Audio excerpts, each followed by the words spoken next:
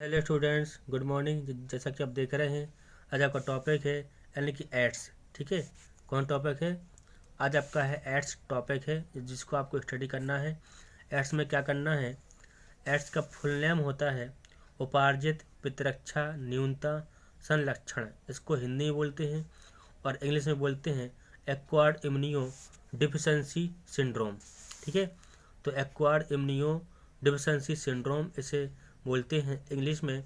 अब एड्स जो रोग है, जो डिसीज है, वो फैलते कैसे है? तो पहले आप ये समझ लीजिए कि विदेशों में क्या है, सेक्स करना फ्री है। विदेशों में क्या है, सेक्स करना फ्री है। जो महिलाएं होती हैं विदेशों में, जो लेडीज़ होती हैं, वो किसी के साथ कभी भी किसी भी टाइम सेक्स कर सकती हैं।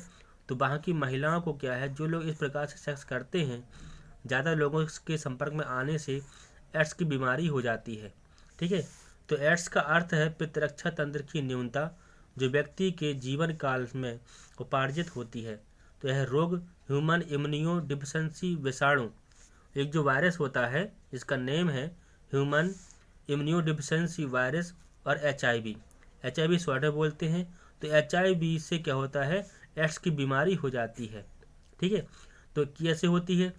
तो अपने अंदर क्या होती है, एक तंत्र पाया जाता है जिसका नाम होता है प्रतिरक्षा तंत्र।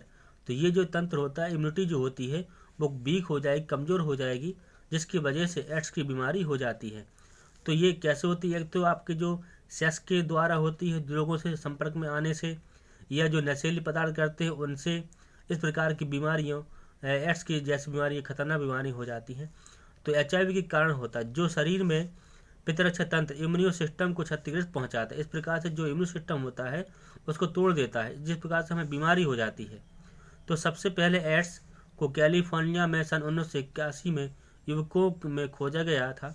HIV को सबसे पहले लुक मॉन्टेग्नियर, ये साइंटिस्ट हैं, इन्होंने सन 1983 में पाश्चर शोध संस्थान पेरिस में पृथक किया था। इसके बाद आप देख रहे हैं, इसके पश्चात अमेरिका के राष्ट्रीय स्वास्थ्य संस्थान NIH के वैज्ञानिक रॉबर्ट गैलो ने इसकी खोज की। विश्व में अब तक लगभग 25 मिलियन या 2.5 करोड़ लोग इस रोग से मर चुके हैं, आप समझ लीजिए। तथा वर्तमान में लगभग 40 लाख लोग HIV से संक्रमित हैं, जो आने वाले लगभग 6 से 8 वर्षों में एड्स से पीड़ित हो जाएंगे। यह विषाणु रिट्रोविरिडी कुल के उपसमूह लेंटी विषाणु का सदस्य है। इस प्रकार से आप देख रहे हैं, ये जो एड्स की बीमारी है, कितने लोगों की मृत्यु हो चुकी है, यही सब कारण से। ठीक है, तो आगे यहाँ पे देख रहे हैं, मैं आपको बता दूं एक बार, जो HIV है विषाणु, इससे एड्स फैलता है। इसको आप देख लीजिए, टॉपिक में अभी ऐड नहीं करना है। ठीक है, तो HIV से द्वारा यह रोग फैलता है, ये HIV विषाणु है। अब बात करते हैं यहाँ पे, जो एड्स आपके जो लक्षण हैं एड्स के किस प्रकार से हैं।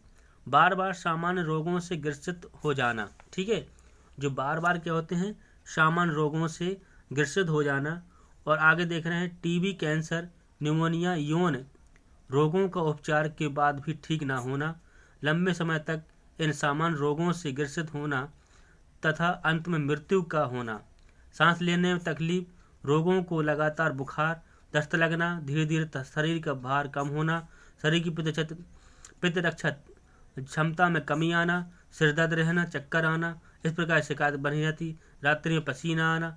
तो इस प्रकार से आपके क्या है, ये एड्स के वे लक्षण हैं। ठीक है, तो इसमें आप देख रहे हैं, यह आपका जो टॉपिक है हम लोगों ने आपको क्लियर करा दिया है। आगे आप देख रहे हैं, संक्रमण होने और एड्स के लक्षण प्रकट होने के मध्य हमेशा अंतराल होता है। यह अवधि कुछ महीने से लेकर कई वर्षों तक, 5 से 10 वर्ष तक ही हो सकती है। इस प्रकार से आप देख रहे हैं, जो एड्स की बीमारी है वो किससे होती है, वो HIV वायरस से होती है। तो लोगों के संपर्क में नहीं आना है, इस प्रकार की दूरियां बना के रखना है। तो आपका जो टॉपिक है वो फिनिश होता है। Thank you.